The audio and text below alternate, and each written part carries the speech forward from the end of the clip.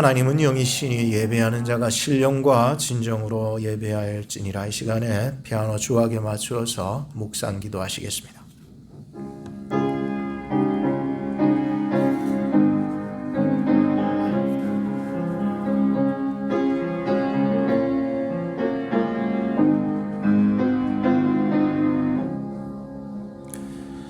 요셉이 그의 아버지에게 아뢰되 이는 하나님이 여기서 내게 주신 아들들이니이다.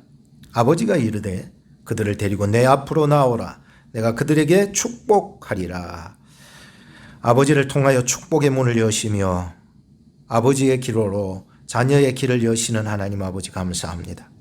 어버이 주일을 맞이하여 저희를 이렇게 부모로 세워주신 하나님의 은혜에 감사를 올립니다. 자식들은 하나님이 주신 기업이요 태의 열매는 그의 상급이라 하셨사오니 오늘 주신 말씀으로 자녀들을 마음껏 축복하는 부모님들이 될 수 있도록 인도해 주시옵소서. 그리하여 가정을 바로 세우고 교회를 세우고 나라를 세워가는 주의 뜻 온전히 이루는 우리 부모님들이 될 수 있도록 저희들을 인도하여 주옵소서. 우리 주 예수님 이름으로 기도합니다. 아멘. 찬송가 304장 어머님의 넓은 사랑 우리 부르시겠습니다.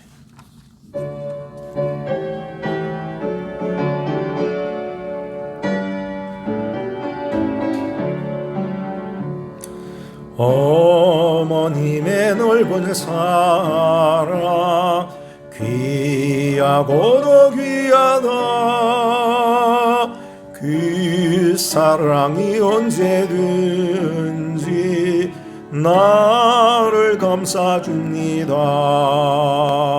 내가 울 때 어머니는 주께 기도드리고 내가 기뻐 웃을 때에 찬송 부르십니다. 아침 저녁 읽으시던 어머니의 성경책 손때 남은 구절마다 모습 본 듯합니다. 믿는 자는 누구든지 영생함을 얻으리. 외워주신 귀한 말씀 이제 힘이 됩니다. 홀로 누워 괴로울 때 헤매다가 지칠 때 부르시던 찬송 소리 귀에 살아옵니다. 반석에서 샘물 나고 황무지가 꽃피니 예수님과 동행하면 두려울 것 없어라. 온유하고 겸손하며 올바르고 굳세게 어머니의 뜻 받들어 보람있게 살리다. 풍파많은 세상에서 선한 싸움 싸우다 생명실에 흐르는 곳 길이 함께 살리라. 사도신경으로 신앙 고백합니다. 전능하사 천지를 만드신 하나님 아버지를 내가 믿사오며 그 외아들 우리 주 예수 그리스도를 믿사오니 이는 성령으로 잉태하사 동정녀 마리아에게 나시고 본디오 빌라도에게 고난을 받으사 십자가에 못 박혀 죽으시고 장사한 지 사흘 만에 죽은 자 가운데서 다시 살아나시며 하늘에 오르사 전능하신 하나님 우편에 앉아 계시다가 저리로서 산자와 죽은 자를 심판하러 오시리라. 성령을 믿사오며 거룩한 공예와 성도가 서로 교통하는 것과 죄를 사하여 주시는 것과 몸이 다시 사는 것과 영원히 사는 것을 믿사옵나이다. 아멘. 찬송가 434장을 부르시겠습니다.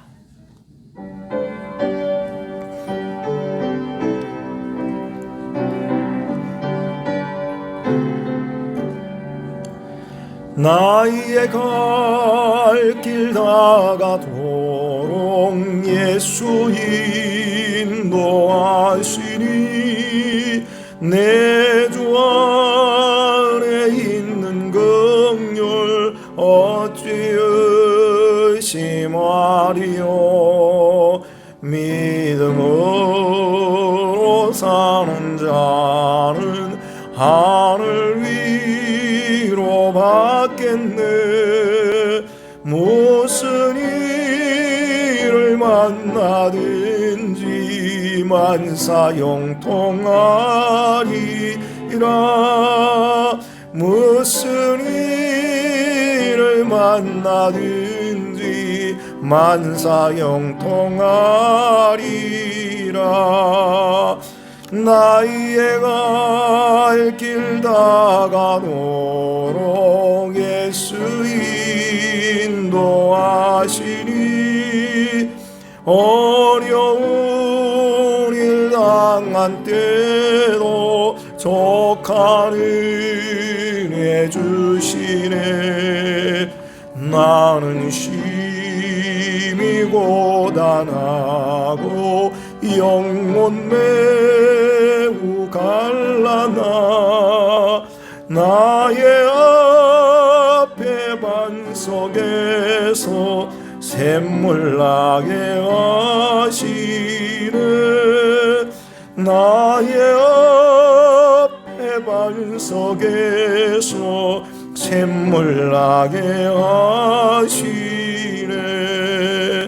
나의 갈 길 다가도록 예수 인도하시니 그의 사랑 어찌 큰지 말로 알 수 없도다. 성령 감화 받은 영혼 하늘 날아갈 때에 영영 부를 나의 찬송 예수 인도하셨네. 영영 부를 나의 찬송 예수 인도하셨네. 아멘. 하나님의 말씀은 출애굽기 1장 20절로부터 2장 11절 말씀을 보시겠습니다.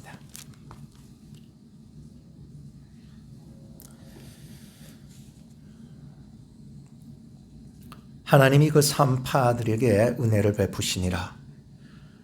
백성은 생육이 번성하고 심히 강대하며 산파는 하나님을 경외함으로 하나님이 그들의 집을 왕성케 하신지라. 그러므로 바로가 그 모든 신민에게 명하여 가로되 남자가 나거든 너희는 그를 하수에 던지고 여자여든 살리라 하였더라. 레위 족속 중 한 사람이 가서 레위 여자에게 장가들었더니 그 여자가 잉태하여 아들을 낳아 그 준수함을 보고 그를 석 달을 숨겼더니 더 숨길 수 없이 되매 그를 위하여 갈 상자를 가져다가 역창과 나무진을 칠하고 아이를 거기 담아 하숫과 갈대 사이에 두고 그 누이가 어떻게 되는 것을 알려고 멀리 섰더니 바로의 딸이 목욕하러 하수로 내려오고 시녀들은 하숫가에 거닐 때 그가 갈대 사이에 상자를 보고 시녀를 운여 가져다가 열고 그 아이를 보니 아이가 우는지라. 그가 불쌍히 여겨 가로되 이는 히브리 사람의 아이로다. 그 누이가 바로의 딸에게 이르되 내가 가서 히브리 여인 중에서 유모를 불러다가 당신을 위하여 이 아이를 젖먹이게 하리이까. 바로의 딸이 그에게 이르되 가라. 그 소녀가 가서 아이의 어미를 불러오니 바로의 딸이 그에게 이르되 이 아이를 데려다가 나를 위하여 젖을 먹이라. 내가 그 싹을 주리라. 여인이 아이를 데려다가 젖을 먹이더니 그 아이가 자라매 바로의 딸에게 데려가니 그의 아들이 되니라. 그가 그 이름을 모세라 하여가로되 이는 내가 그를 물에서 건져내었음이라 하였더라. 11절 모세가 장성한 후에 한 번은 자기 형제들에게 나가서 그 고역함을 보더니 어떤 애굽 사람이 어떤 히브리 사람 곧 자기 형제를 치는 것을 본지라. 아멘. 애굽에 살던 그 레위인의 한 커플의 결혼 이야기가 오늘 내용에 담겨 있습니다. 이스라엘 민족들은 요셉이 총리가 되면서 애굽으로 들어와서 살게 되죠. 근데 350여 년의 긴 세월이 흘러서 요셉은 애굽 땅에서 잊혀져 버리게 됩니다. 그러다 애굽은 이스라엘을 경계의 대상으로 생각을 하게 됩니다. 왜냐하면 하루가 멀다 해서 이 이스라엘 백성들이 애를 낳는데 애굽 왕이 저 민족이 우리 민족보다 많아질 것이라는 그런 경각심 때문에 굉장히 경계하게 되었습니다. 그래서 이 애굽 왕은 이스라엘 백성들의 인구 증가를 멈추기 위하여서 몇 가지 정책을 쓰게 됩니다. 그 첫 번째 정책은 무거운 짐을 저들에게 메어지게 해서 저들을 괴롭게 하면 그 무거운 노동, 그 힘든 일 때문에 저들이 애를 가질 시간이 없을 것이다 라고 하는 정책이었죠. 그런데 희한하게 이스라엘 백성들은 그렇게 무거운 짐을 지고 괴롭힘을 당하면서도 학대를 받을수록 더 번성해 갔습니다. 두 번째 정책을 씁니다. 이번 두 번째 정책은 기존의 그 노동에 비해서 더 몇 갑절이나 더 힘들게 일을 시켜버려라. 그래서 저들의 생활을 거의 마비시킬 정도로 일을 시키라 이래 됐습니다. 그런데 희한하게 그것도 저들을 번성시키는데 조금 더 영향을 미치지 못했습니다. 세 번째 정책은 이제 산파들에게 오늘날 말하자면 산부인과에다가 얘기를 한 것입니다. 산파들에게 얘기를 하기를 애가 태어나면은 그 히브리 민족 즉 이스라엘 백성들의 아기가 태어나면은 남자들은 다 숨통을 끊어버려라 이래 된 것이었습니다.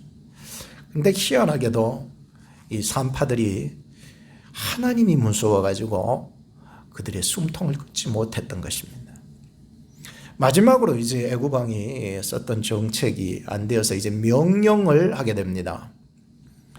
남자애가 태어나면 하수에 던지고 여자는 살리라. 이것은 이제 이스라엘 백성들이 살던 그 애굽 그 지역의 법이 되었습니다. 굉장히 무서운 법령이 떨어지게 되었습니다. 어쨌든 이제 남자가 태어나면 다 하수에 던집니다. 이 하수는 악어들이 들끓고 사는 하수를 말해줍니다. 이 모세를 하수 갈대사이에 낳았던 그 하수는 공주라든지 뭐 존귀한 사람들이 가서 목욕하던 하수고, 지금 이 하수에 던지라라고 하는 애굽 왕의 명령의 하수는 악어들이 살고 있는 하수를 말해주고 있는 것이죠. 삶이 괴로워지면은 결혼과 출산은 감소 혹은 정체가 되기 마련입니다. 미국에서 인구 증가율이 가장 낮았던 때가 제1차 대전과 스페인 독감 때였다고 얘기하고 있습니다. 그런데 이 코로나가 터지면서 그 1차 대전과 스페인 독감의 인구 증가율의 역대 기록, 인구 증가율이 떨어진 거죠. 떨어진 거의 역대 기록을 이 코로나가 깨버렸습니다. 미국 인구조사국에서는 작년 한 해 인구 증가율을 이렇게 표현했습니다. 건국 이래 가장 느린 속도다라고 말이죠. 물론 이 제1차 세계대전이나 스페인 독감 때에 전쟁과 질병으로 죽어가던 사람들도 굉장히 많았을 것이지만 나라가 어려우면은요, 결혼 안 합니다. 출산 잘 안 합니다. 그래서 결혼과 출산으로 말미암은 인구 증가율이 격감하게 되고 혹은 정체 현상을 보이게 된다는 것이죠. 지금도 뭐 코로나 때문에 결혼을 연기한다든지 출산을 연기하는 경우들이 굉장히 많지 않습니까? 자, 그런데 이스라엘 민족은 무슨 민족이게야 이 죽인다는데도 이 생육하고 번성하고 땅에 충만해 나가는 걸 보면서 참 기이한 백성이다 라고 하는 것을 보았습니다. 야, 죽인다는데 그런데도 생육하고 번성하고 땅에 충만한 거예요. 오늘 본문을 1장 20절에서 2장 2절 상반절까지 한번 말씀을 보시기 바랍니다. 1장 20절 하나님이 그 산파들에게 은혜를 베푸시니라. 백성은 생육 번성 심히 강대하여 산파는 하나님을 경외하였으므로 하나님이 그들의 집을 왕성케 하신지라. 1장 22절 그러므로 바로가 그 모든 신민에게 명하여 가로되 남자가 나거든 너희는 그를 하수에 던지고 여자애든 살리라 하였더라. 2장 1절에 레위 족속 중 한 사람이 가서 레위 여자에게 장가들었더니 그 여자가 잉태하여. 여러분 삶이 힘들고 핍박이 와서 죽인다는데 그들이 생육하고 번성하고 강대해서 집집마다 왕성한 힘을 가지고 번성하기 시작했는데요. 하나님이 하시면 막을 자가 없고 하나님이 은혜를 베풀면 막을 정책이 없더라고요. 오늘 저와 여러분들이 이 코로나 사태가 뭐 덜 끝났지만 이런 사태 속에서도 끝까지 하나님을 신뢰하고 나와서 하나님을 예배하는 여러분들을 세상이 감당 못할 여러분들이라는 거예요. 예? 여러분들을 누가 감당해요? 세상은 여러분들을 감당 못하는 거예요. 이런 시대 속에 하나님의 백성된 이 레위 한 커플이 결혼을 하고 아기를 낳고 부모가 되어 이 부모 역할을 어떻게 수행해 나가는지 세 가지로 짤막하게 우리는 생각해 보고자 하는 것입니다. 첫째는 오직 하나님의 은혜로 가문을 세웠습니다. 이 한 커플이. 2장 1절을 한번 다시 볼 때에 레위 족속 중 한 사람이 가서 레위 여자에게 장가들었더니 라고 말씀하고 있습니다. 오늘 본문 1절에 등장하는 한 커플은 이름을 소개하지 않고 있습니다. 누굽니까? 소개하지 않고 있습니다. 오로지 그들이 속한 족속이 무엇인지 소개합니다. 무슨 족속입니까? 남자도 여자도 둘 다 레위 족속입니다. 레위 지파입니다. 레위 지파예요. 결혼해서 아기를 낳았습니다. 그 얘기가 나옵니다. 그 정도로만 알 수 있지 이 두 사람의 이름이라든지 가정 내력에 대해서는 전혀 언급함이 없습니다. 본문 속에서. 모세에 관한 이야기를 하는데 왜 그 이름마저도 언급하지 않고 있었던가. 그래서 성경을 더 읽다가 보면은 출애굽기 6장 20절에 가보시면 이제는 드디어 그들의 이름과 관계의 내력들이 가정의 내력이 소개되고 있는데 6장 20절에 잠깐 읽어드립니다. 아므람이 자 이제 아브라함이라는 이름하고 비슷하네 그죠? 아므람이 그 아비의 누이 요게벳을 아내로 취하였고 그가 아론과 모세를 낳았으며 아므람의 생명수는 137세이었으며 이제 조금 이 가정의 내력을 파악하실 수 있을 것입니다. 그 남자의 이름이 무엇입니까? 아므람. 그 여자의 이름은요? 요게벳. 자, 이제 그들의 정보를 이제 이름까지 알았습니다. 그런데 둘 관계가 어떤 관계이냐? 촌수를 살펴보니까 삼촌 관계입니다. 1촌, 2촌, 3촌. 삼촌 관계면 굉장히 가깝잖아요.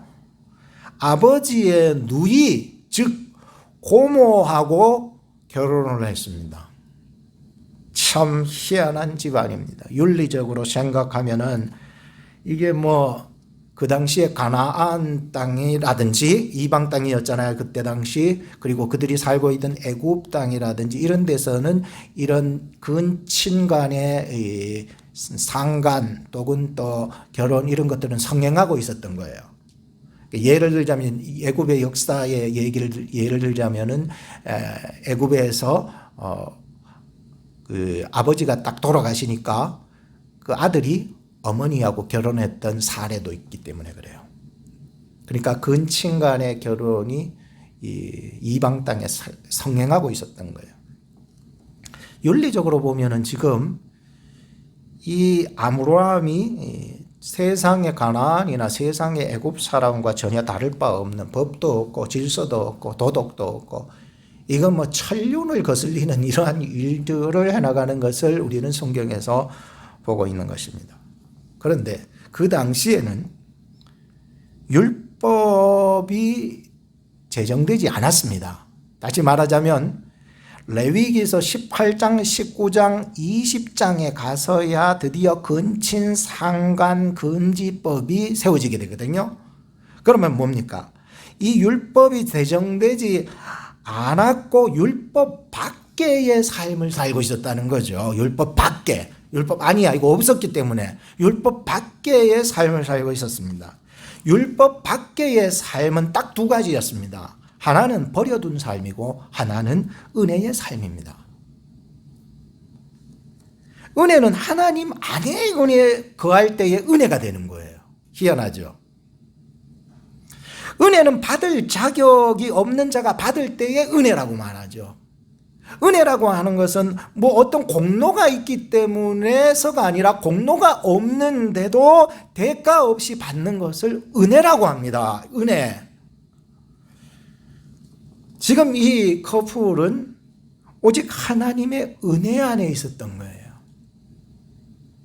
다시 말하자면 버려둔 삶이 아니라 율법은 없어도 하나님이 버려둔 삶이 아니라 하나님의 은혜 안에 있었던 삶이었던 거예요.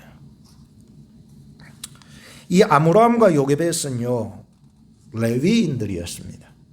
그때 당시에 이 레위인에 대한 특별한 구별법은 없었습니다. 아직까지 율법의 제정이 없고 성막의 제정이 전혀 없었기 때문에 이 레위인이라 봤자 그냥 이스라엘의 12지파 중에 한 지파다 이렇게 생각하고 있는 거죠.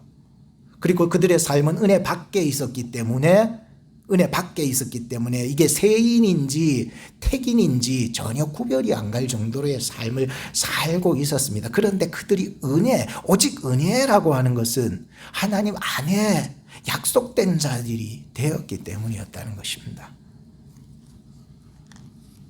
그런데 이 레위인에 대한 특별법이 없었기 때문에 율법이 나중에 제정이 되면서 레위인들은 특별히 구별한 자가 됩니다. 그죠? 율법이 이제 되고 성막의 규정이 설립되면서 그것은 세상에서 구별하는 것 그거보다도 내 택한 백성이다. 이 택한 백성은 세상에서 구별된다. 이들을 레위인으로 세우겠다 하는 것보다 더 강력한 구별을 레위인들에게 적용합니다.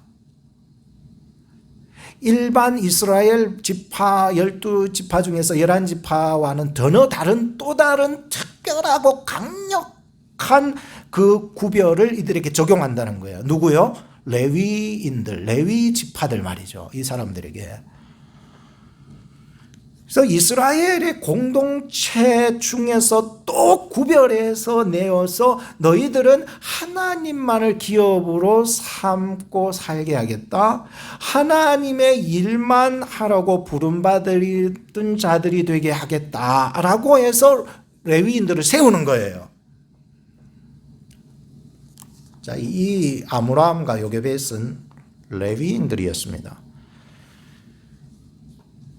이들은 제사장의 가문을 세우는 일에 담당하는 선구자 역할을 감당하는데 참 제가 이 인물을 보면서 이들이 알고서 이렇게 해나가는 것은 아니에요.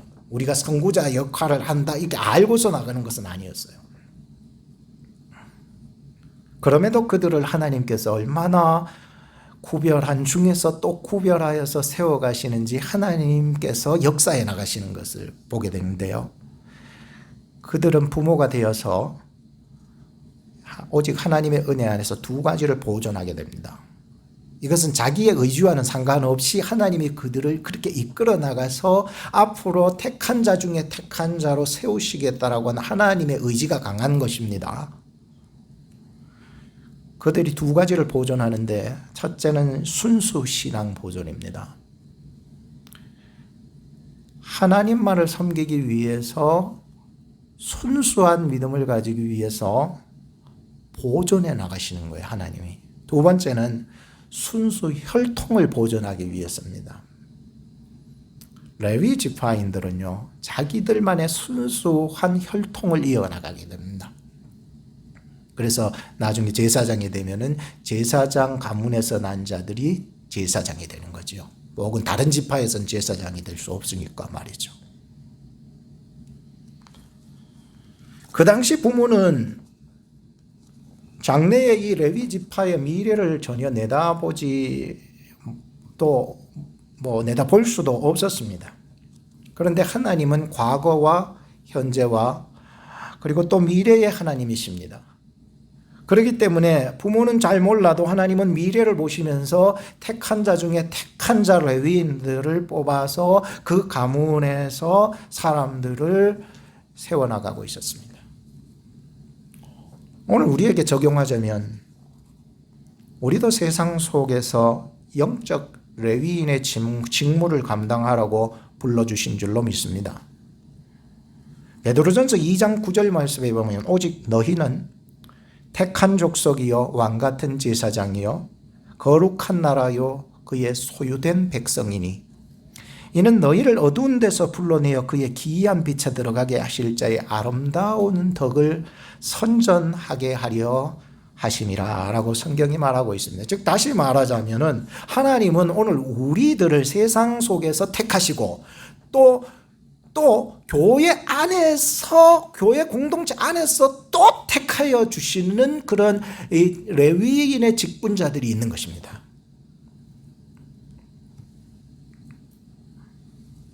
그래서 택함 받은 족속, 왕 같은 제사장, 또 거룩한 나라 그의 소유된 백성이 되게 하셔서 어두운 세상 속에서 아름다운 주님을 선전하게 우리를 세워주셨다라고 하는 것이었습니다. 오늘 우리 가정이 있고 부모님들이 계십니다. 오늘 우리 부모님들을 통하여서 오늘날의 레위인의 직분을 감당하게 하시는 거예요. 두 번째는 성경적인 아버지와 성경적인 어머니가 되었습니다. 2장 1절에서 10절 말씀인데 본문을 전하면서 그냥 전하겠습니다. 성경적인 아버지 아무람의 뜻은 높은 자의 혈족이다 라고 하는 뜻입니다. 어느 초등학교 2학년에 쓴 글이 화제가 되어서 여러분들하고 같이 공유할까 합니다. 글 제목은 아빠는 왜? 라고 하는 글이었습니다. 엄마가 있어 좋다. 나를 이뻐해 주었어. 냉장고가 있어서 좋다. 맛있는 것을 주었어. 강아지가 있어서 좋다. 나랑 놀아주었어. 아빠는 왜 있는지 모르겠다. 저는 처음에는 이 부분에 대해서 아빠의 부재 현상에 대한 이 현 시대를 아주 날카롭게 지적해주는 어린 나이의 눈에서 그 모습으로 생각했습니다. 얼마 전에 저희 딸이 늦잠을 자는 것을 깨우지 않고 그리고 아내에게 전화를 받았습니다. 아내가 저에게 전화기로 큰 질타를 하는 것이었습니다. 당신은 지금 몇인데 애를 깨우지도 안 하고 밥 먹이지도 안 하고 뭐 하는 사람이냐고 저한테 그러더라고요. 아내가 감히 당신은 집에 있으면서 애 하나 돌보지 않느냐고 막 질타를 하더라고요. 저에게 아내가 감히 도대체 당신은 왜 있는지 모르겠다고 질타를 하는 것이죠. 딸아이가 학교 안 가는 날에는 좀 제가 푹 자라고 그냥 놔두고 그날 설거지도 하고 잔디도 깎고 베큐움도 하고 교회에 크고 작은 일도 신경도 쓰고 설교도 준비하고 나름대로 내가 해야 될 일도 많거든요. 아내가 저녁 때쯤 돼서 그날 집에 와가지고는 조용히 모든 일을 깨끗하게 이렇게 해치웠던 것을 보고는 저에게 김세댁이라고 호칭을 붙여주더라고요. 조금 전까지만 해도 뭐 하는 사람이냐고 아버지가 돼가지고 왜 있는지 모르겠다고 아버지가 돼가지고 딸 그냥 자도록 놔두고 말이죠.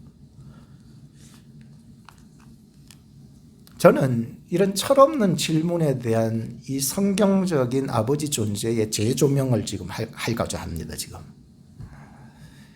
이 아므람이라고 하는 인물은요 존재감이 없습니다. 전혀 없어요. 여러분 본문을 한번 읽다 보면은 1절에 아버지가 뭔가 시작하기는 해요. 근데 뭘 했느냐? 그 딱 한 가지 했어요. 한 사람이 가서 여자에게 장가 들었다. 이거 외에는 아버지가 한 일이 없어요. 여러분 아무리 눈 닦고 보세요. 아므람이 무슨 일을 했는지. 자기가 한 여자한테 가가지고 장가 들었던 거. 그거 외에는 얘기할 게 없는 아버지였어요. 참 웃긴 아버지죠. 그래서 성경 전체를 통하여서 아므라메라고 하는 인물을 찾아보니 총 아므람이 14번이 나옵니다. 성경 전체에서 아므람. 그런데 13번이 오늘 본문에서 얘기하는 이 아므람에 대한 얘기입니다. 그런데 희한하게도 이 아므람에 대한 행적이나 기록에 대한 얘기는 전혀 없고 13번 모두가 족보에만 기록이 되었다는 얘기입니다. 족보에나 살던 사람이었죠. 그런데 성경을 자세히 읽다 보니까 이 아므람이 족보에 기록이 되었는데 아므람의 이름 앞에 호칭이 붙습니다. 이런 호칭입니다. 레위 자손 고핫의 아들 아므람. 아므람은 어디 자손이라고요? 레위 자손인데 또 고핫의 아들이다. 이렇게 표현합니다. 레위 자손 고핫의 아들 아므람. 족보에는 그렇게 기록하고 있습니다. 고핫 자손은 레위 지파 중에서 아주 중책을 맡은 지파입니다. 레위 지파들도 하나님의 일만 담당하는데 그 하나님의 일이 너무 많으니까 또 나누어지겠죠. 그 중에 고핫 자손들은 무엇을 하느냐 두 가지 합니다. 첫 번째로는 법궤를 운반하는 일을 합니다. 중요해요, 안 해요? 중요하겠죠. 이 고핫 자손들은 또 뭘 하느냐? 찬양대를 인도합니다. 뭘 한다고요? 찬양대. 그러니까 두 개가 굉장히 중요하죠. 이 고핫 자손들이 해나간다는 것입니다. 그 일을 했던 이스라엘 12지파 중에서 레위 지파 중 고핫 자손들을 거론할 때마다 아므람이 빠지지 않는 거예요. 그러니까 레위 자손 고핫의 아들 거론할 때마다 아므람은 항상 그곳에 있었던 사람이었습니다. 그가 성경 속에서 아무리 읽어도 뭔가 특별한 선한 일을 했다거나 뭐 좋은 일을 했다거나 혹은 뭐 나쁜 짓을 했다거나 이런 얘기 없는데 아므람은 있는 것으로도 장래의 후손들에게 큰 버팀목 역할을 하고 있었다는 것을 보았습니다. 무슨 역할요? 버팀목 역할을 했다는 게. 이 교회에 버팀목이 있잖아요. 그죠? 기둥들이 딱 버티고 있어요. 뭐 큰 존재감은 없어요. 근데 그 버팀목으로 말미암아 아버지의 역할을 하고 있었다라고 하는 것을 보았습니다. 그것도 굉장히 중요한 말이죠. 그래서 그의 존재감, 그의 정체성을 알 수가 있었던 것이었습니다. 성경에서 자녀들에게 좋은 아버지 3명이 누구였을까 또 고민해 봤습니다. 여러분, 성경에서 좋은 아버지가 누굴까요? 첫 번째로는 아브라함이 생각이 났습니다. 자기의 독자 아들 이삭을 하나님께 순종함으로 자식에게 가르쳤던 아버지였습니다. 두 번째 인물은 욥이었습니다. 욥은 자녀들이 죄에 빠질까 봐 항상 예배 중심적으로 자녀를 키웠습니다. 세 번째 인물이 누굴까 고민하다가 이 사람 저 사람 생각하다가 드디어 오늘 본문으로 돌아올 수밖에 없었습니다. 바로 모세의 아버지, 아론의 아버지였던 아므람이라고 하는 아버지였습니다. 미리암도 아론도 모세도 존재감은 없었지만 아버지를 버팀목하고 있었던 것이었습니다. 그리고 오늘 저는 여러분들에게 이 세 사람 외에도 한 분의 아버지를 더 소개하자면 바로 늘 항상 내 곁에 머물러 변함없이 계신 아버지가 있습니다. 우리 아이들이나 우리 여성분들은 옆에 계신 남성분한테 당신이 있어줘서 고맙소라고 한번 인사해 보세요. 남자한테 좀 얘기를 그렇게 해주셔야 해요. 당신이 있는 것만으로도 고맙소.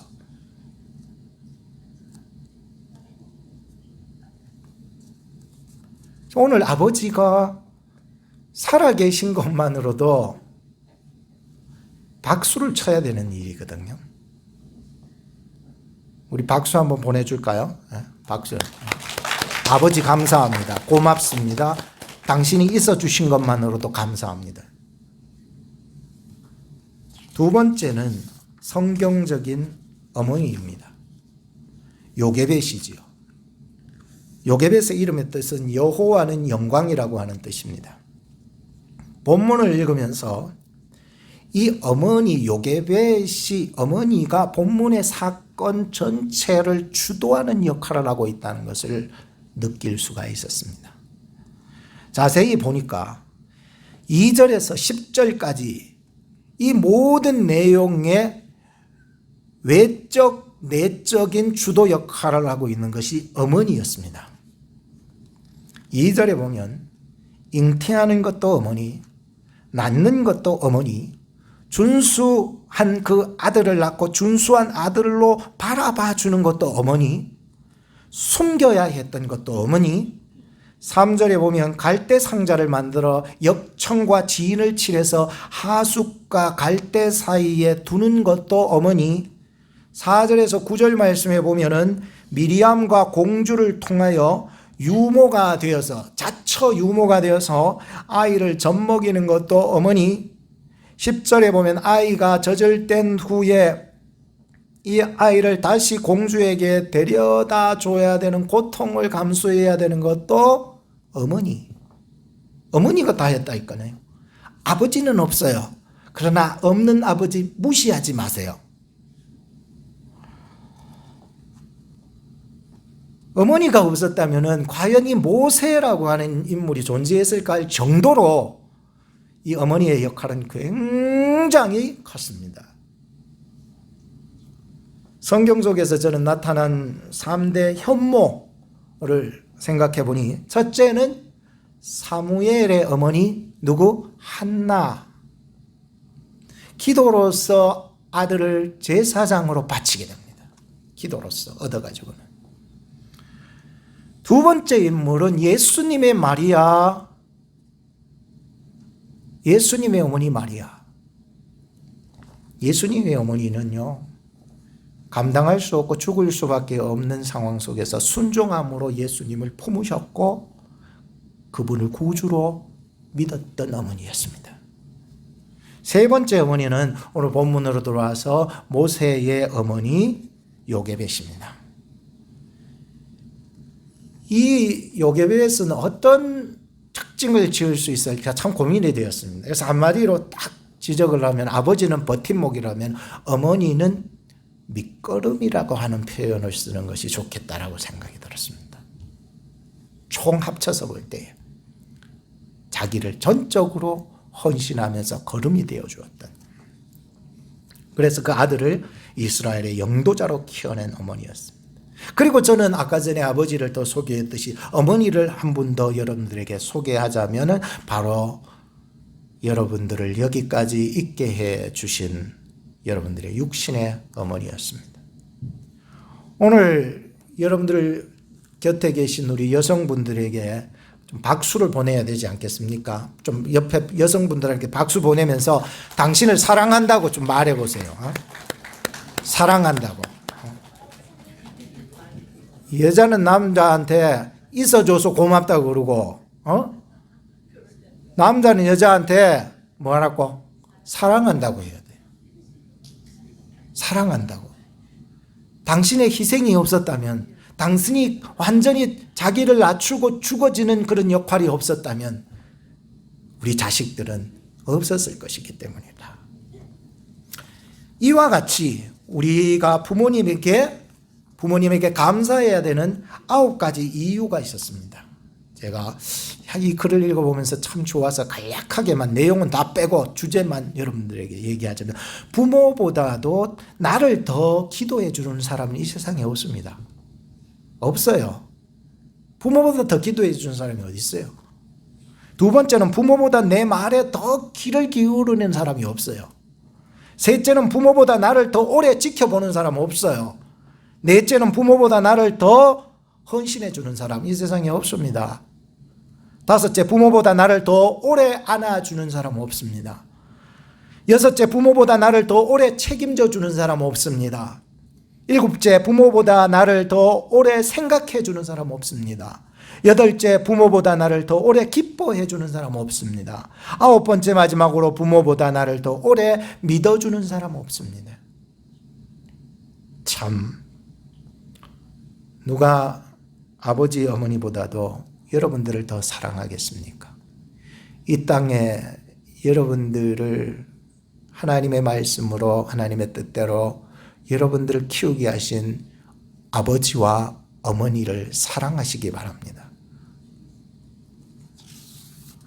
오늘 이 성경적으로 나타난 이 아브라함과 또 요게벳을 보면서 참 가정의 버팀목으로 있어줬던 아버지, 또 믿음의 걸음으로 그렇게 희생했던 어머니의 모습을 보면서 오늘 우리가 교훈을 얻고, 나도 우리 가정에서 존재감이 그렇게 없어도 조용히 버팀목이 될 수 있는 든든한 아버지가 될 수 있기를 바라고, 또 자녀들을 위해서 내가 여기까지 해야 되냐 그런 생각하지 말고 밑거름이 될 때에 반드시 그 밑거름은 모세와 같은 위대한 인물을 만들어서 크게 쓰실 줄로 믿습니다.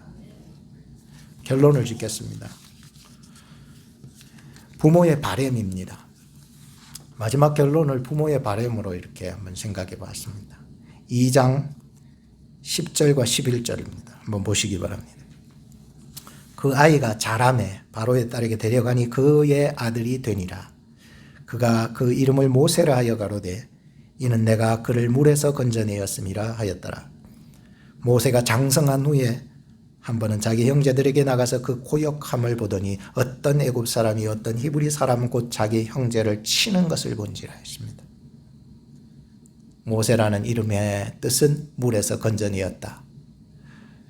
앞으로 장차 수많은 그 이스라엘 백성들을 홍해의 물에서, 죽음의 물에서 건져낼 영도자로 세우실 하나님의 놀라운 역사. 비록 부모님의 손을 떠났지만, 애굽 공주의 손을 떠나게 될 것이지만, 그의 남은 모든 장장 긴 시간들, 오늘 장성한 후에 나타나는 그의 모습은 나이가 40세, 앞으로의 40세의 그 목동 생활, 그리고 나머지 40년의 그 광야에서 영도자의 생활이 눈앞에 선하게 비쳐 보이기 시작합니다. 거의 40년을 왕궁 생활을 하고 그 다음 목동 생활 40년, 그리고 나머지 40년은 광야에서 영도자의 삶, 총 120년을 살고 하나님께 부름받죠. 3년 동안이죠. 혹은 4년이다라고 하는 사람도 있지만 쉽게 얘기해서 3년 동안 유아 교육을 시켰던 그 유모 역할을 했던 진짜 어머니 요게벳. 전 참 신기했어요. 그래서 유아 교육이라고 하는 것이 굉장히 중요하구나. 왠지 아세요? 3년 젖을 먹이고 3년 어머니와 대화를 했겠죠. 그죠? 3년, 3살 동안 대화를 하면서 지냈던 모든 생활이 그에게 신앙이 되고 하나님을 잊지 않고 하나님의 백성을 잊지 않는 사람으로 만들어 갔어요. 그래서 모세가 장성하면서 40살이 되었을 때 드디어 밖에 나가서 자기 백성을 볼 줄 알았어요. 자기 백성이 얼마나 힘들게 학대를 받고 있는지 눈을 떠서 드디어 보게 된 것이었습니다. 참 이제는 하나님께서 그를 잡고 쓰시기 위하여서 인도해 나가셨습니다. 이런 상황 속에서 하나님께서 얼마나 그의 진정한 아버지가 되어서 그를 앞으로 40년 또 40년의 생활을 이끌어 나가셨는지, 그리고 나중에 가나안에 입성하지는 못했지만 가나안 앞에까지 이끌어줬던 그 모세를 바라보던 하늘에 계신 자기 아버지 어머니 아므람과 요게벳 기뻐했게 안 기뻐했게? 기뻐했을 거라고. 하나님과 더불어 얼마나 기뻐했을까요? 너 무사히 잘 너에게 맡겨진 일을 잘 감당했구나. 저에게도 어머니 아버지가 있었지만은 다 하늘로 부름받아 올라가셨습니다. 나의 사명 끝까지 잘 감당하는 부모 되어서 내가 아버지 나라 갔을 때에 아버지 어머니를 만나게 될 때에 저를 보시면서 얼마나 기뻐하실까 생각을 해보게 되니까 오늘 내게 맡겨주신 이 부모라고 하는 소중한 이 이름들 말이죠. 나는 아버지고 나는 어머니다라고 하는 이 이름을 여러분들 소중하게 여기고 이 이름에 걸맞는 하나님의 백성들이 될 수 있기를 주님의 이름으로 축복하는 것입니다. 오늘 말씀을 결론을 짓기 위해서 한 가지 예만 들고 마치겠습니다. 어느 결혼식장에서 아버지가 딸의 결혼식 주례를 맡았습니다. 딸의 주례를 맡는 아버지는 종종 있습니다. 또 많이 보고 그랬습니다. 그래서 주례자 아버지는 딸의 결혼식을 주례하면서 그 신랑에게 몇 가지 말씀을 전했습니다. 기도 내용이었죠. 아내가 둘째를 임신했을 때 딸 아이를 달라고 내가 기도했는데 하나님은 응답해 주셨어. 두 번째 또 얘기했습니다. 이 딸 아이가 크면서 엄마를 닮아서 좀 착하게 살 수 있도록 해달라고 기도를 했더니 하나님이 응답해 주셨어요. 근데 엄마를 너무 닮아서 착하니까 엄마하고 자꾸 가까이 하니까 아빠하고는 왠지 거리감이 생겨서 아빠로서 내가 너무 외로움을 느껴서 하나님 앞에 다시 기도했대요. 이 딸아이는 나를 닮게 해달라고, 아빠를 닮게 해달라고. 그래서 어느 날 이 딸이 이 아빠를 닮기 시작한 거예요. 그래서 트럭터도 몰고 막 그러기 시작한. 그러니까 아빠하고 점점 가까이 접촉이 되고 아빠하고 가까이, 아빠가 덜 외로워졌습니다. 그런데 희한하게도 이 딸아이가 너무 아빠 성격을 닮아가는 거야. 너무 고집이 세고 막 분노가 많아. 그래서 하나님 앞에 또 기도했어요. 하나님은 나를 닮게 하지 마시고 예수님을 닮게 해달라고 기도했습니다. 그랬더니 이 딸아이가 예수님을 닮아서 갑자기 간호사가 되겠다고 공부를 해서 간호사가 되어서 온 가난한 동네와 지역을 쫓아다니면서 힘들고 죽어가는 영혼들을, 사람들을 살려주는 사람이 되었다는. 그리고 마지막으로 5번째, 한 번 더 기도했대. 하나님, 제발 제 딸을 행복하게 해 주십시오. 하나님 이 기도에도 응답해 주셨대. 그것은 바로 그 사위를 보면서 자네를 만난 거라네. 자네에게 정말 고맙게 생각하네. 왠 줄 아나? 지금 내 딸의 얼굴을 보게. 나는 한평생 살아가면서 이 딸 아이가 지금 행복해하는 모습은 오늘 내가 처음 봤네. 이야, 그러니까 이 사위가 딸 아이를 행복하게 해줄까 안 해줄까? 해주겠지요. 이것이 자기의 이 아버지의 마지막 기도였다고 하니까 말이죠. 천국에서 모세를 만난 부모님이 얼마나 기쁠까요? 오늘 어버이 주일인데요. 오늘 제가 이 말씀을 준비하면서 오늘 우리 교회 공동체가 하나님의 백성된 부모가 되어서 첫째로는 하나님의 은혜로 가문을 세우게 하옵소서. 둘째는 성경적인 부모가 되게 하여 주시옵소서. 그래서 가정의 버팀목이 되고 밑거름이 되어서 하나님의 손에 맡기며 자녀가 훌륭하게 되기를, 그리고 행복하게 되기를 기도하겠습니다. 하나님의 사랑과 그 은혜 감사합니다. 저희들에게 이렇게 고귀하고 영광스러운 부모님을, 그 이름을 주셔서 감사합니다. 철없이 굴었던 우리의 모습으로 부모님을 밀어내고 귀찮다 하면서 밀어냈던 우리의 행실들을 용서하여 주시옵시고, 남은 여생 하나님의 은혜 안에서 가문을 세우게 하옵소서. 성경적인 부모 되게 하옵소서. 자녀들의 행복한 성공을 위해서 끝까지 버팀목이 되며 밑거름이 되어준 부모가 될 수 있도록 인도하여 주시옵소서.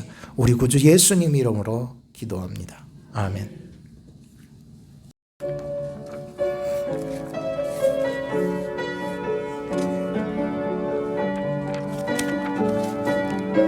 높고 높은 하늘이라, 높고 높은 하늘이라 말들 하지만 나는 높은 게 또 하나 있지.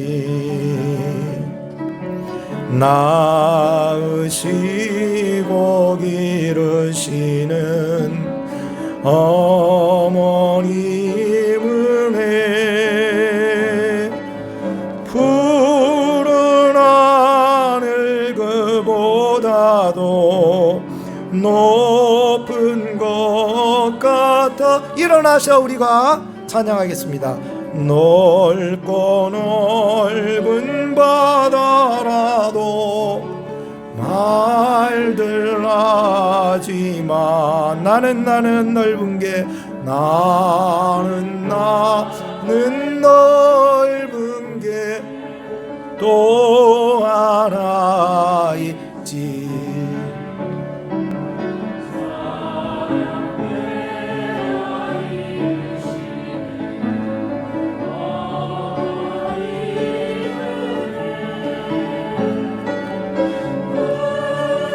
바다 그보다도 넓은 것 같다. 산이라도 바다라도, 산이라도 바다라도 따를 수 없는 어머님의 큰 사랑, 거룩한 사랑, 날마다 주님 앞에 감사드리자. 사랑의 어머니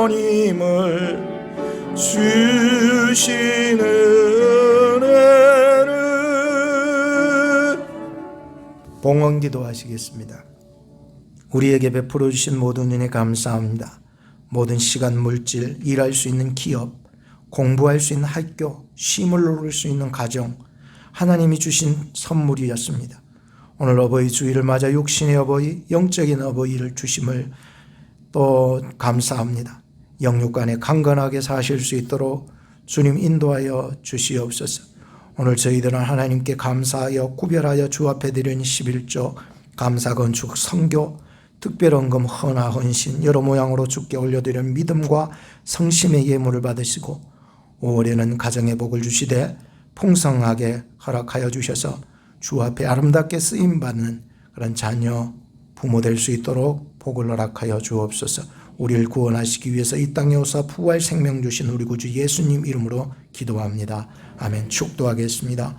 지금은 우리 구주 예수 그리스도의 은혜, 지극하신 하나님 아버지의 사랑, 성령님의 유로교통 역사하심이 오늘 어버이 주일을 맞이하여 하나님의 백성된 부모 되어 하나님의 은혜로 가문을 세우고 성경적인 부모 되기로 작정하는 오클라호마 중앙장로교회 성도님들 머리 위에 생업 위에 학업 위에 병환과 싸우는 한우들과 멀리 타주와 타국에서 본교회를 향하여 물질과 마음과 기도로 동력하는 성도들 머리 위에 지금부터 영원까지 항상 함께 계실지어다. 아멘.